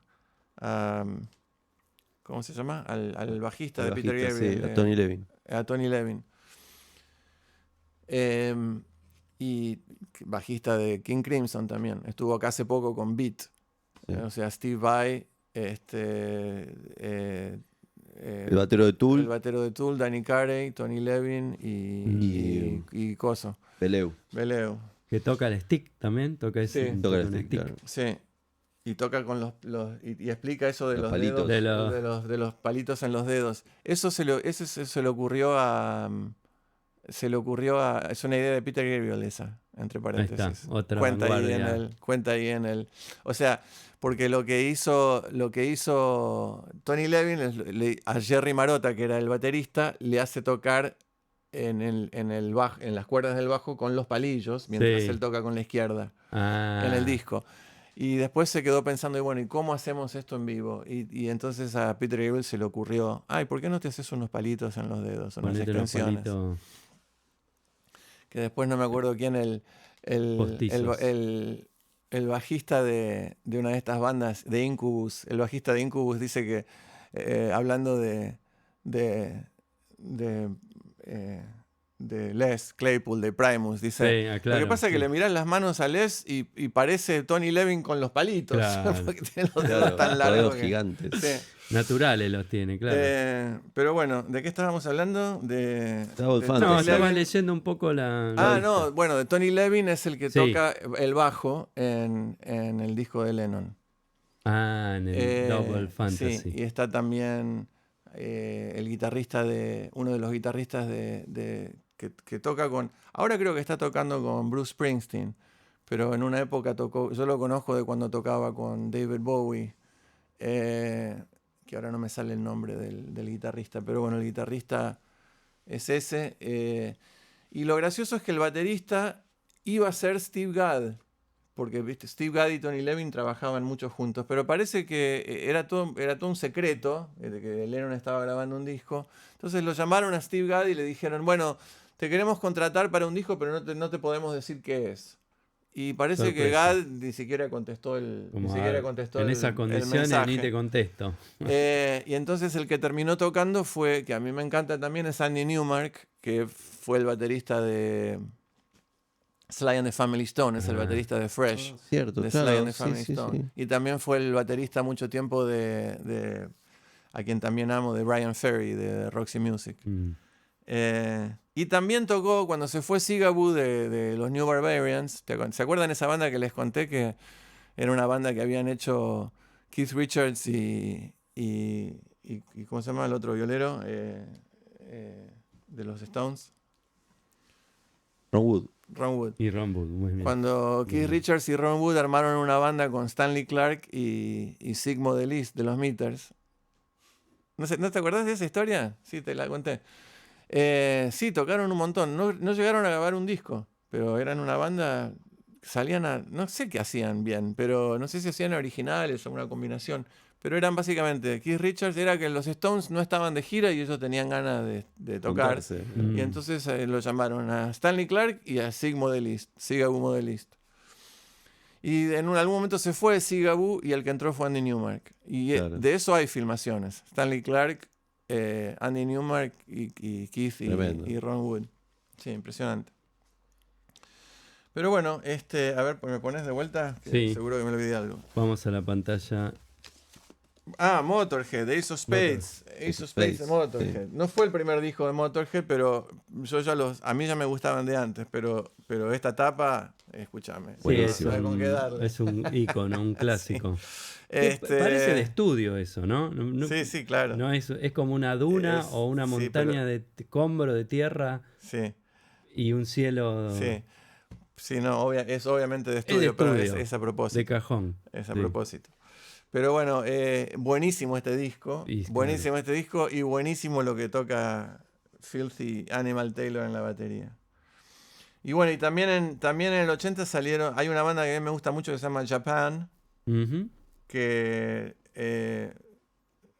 en el 80 sacó un disco que se llama Gentlemen Take Polaroids, que en Estados Unidos no salió. De hecho, creo que no salieron casi ninguno de los discos de Japan en Estados Unidos.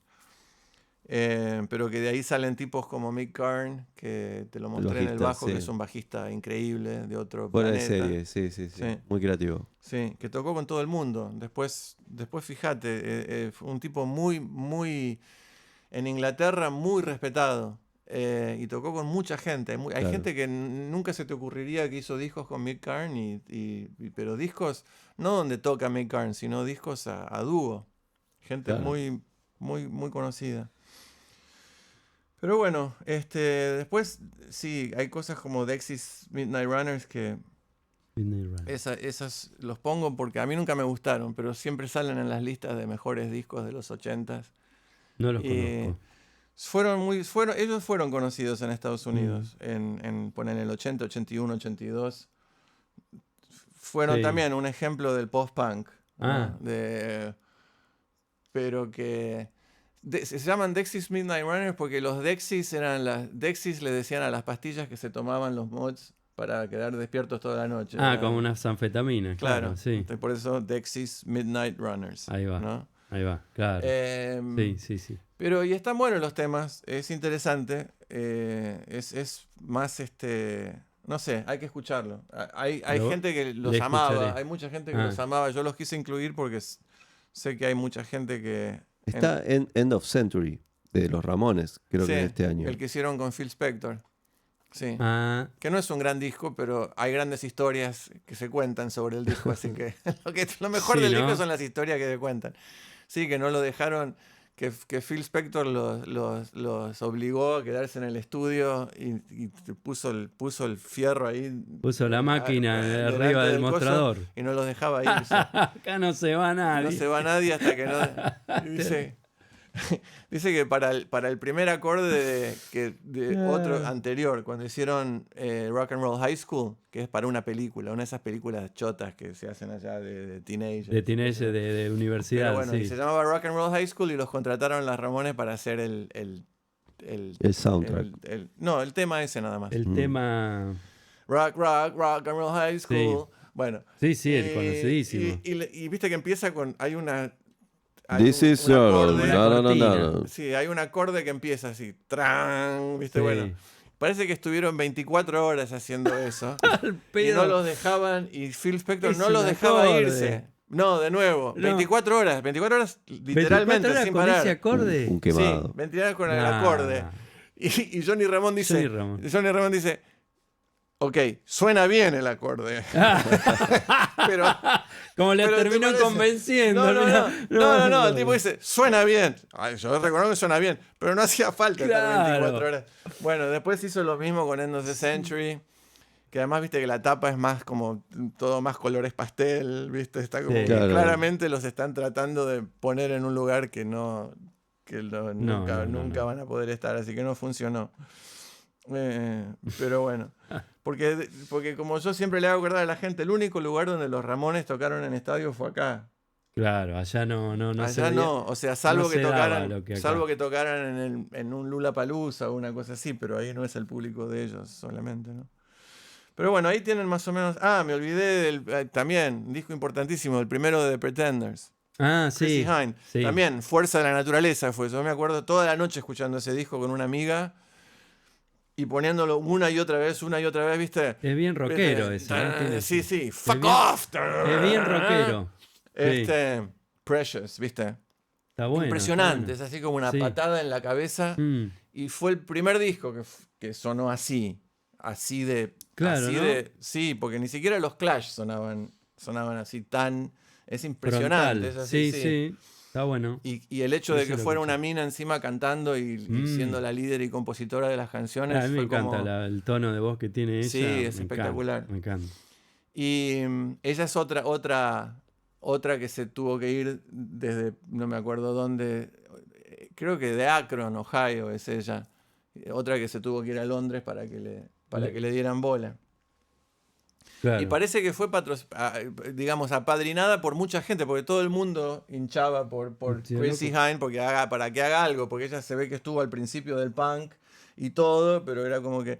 Y parece que el que más le rompió las bolas para que haga su propia banda y se deje de joder y arme algo ella y no ser banda de otros y qué sé yo, fue, ¿sabes quién? Lemmy. Ah, mira. Lemmy Kilmister. Que uno siempre lo tiene como un machirulo, pero se ve que acá no. Depende del caso. Pero bueno, así que eso más o menos nos da una Bastantes discos Sí. se han nombrado. Acá está London Calling de los Clash. Discazo también. Que acá la gente no lo ve, pero se notó cuando los agarraste. En un momento Fede agarró una pila de, no sé cuántos kilos de disco tenés ahí. No sé, pero hay como 30. Hizo, ¡oh! Sí, pesan. Y ahí pesan. están. Y de eso se habló. Digo, Sí. una pila de, no sé, 20 discos. Sí, Tremendo. de vinil. Algunos decidí no hablar de ellos porque se hacía demasiado largo, pero sí, yo creo que más o menos cubrimos bastante, ¿no? Sí, sí, 1980, sí. Mucha data. Sí, yo creo Muy que a partir de ahora les avisamos a los que están escuchando que vamos a empezar a hacer esto mensualmente y no semanalmente porque no nos da el cuero para hacerlo semanalmente porque es demasiado... Arranca el año. Claro, Más tiempo. Arranca abril, demasiada y bueno. data para escuchar, así que... Pero para ustedes también va a Más ser tiempo para todos. un pequeño descanso porque aquí tiramos tanta data que por ahí hacerlo una vez por mes no está mal. Así que nos vemos en un mes. Muchas gracias por escuchar. Muchas gracias, gracias. muchachos. Todo muy lindo. Después reestructuramos el contrato con la multinacional. Sí. Hay porque, que juntarse. Yo quiero reunión, 2 sí, cafés. ¿eh? Yo quiero 2 cafés. 2 cafés. Bueno, 2 cafés pero en la misma taza. Al menos. Bueno, muchachos, hasta el mes que viene. Gracias. Hasta luego.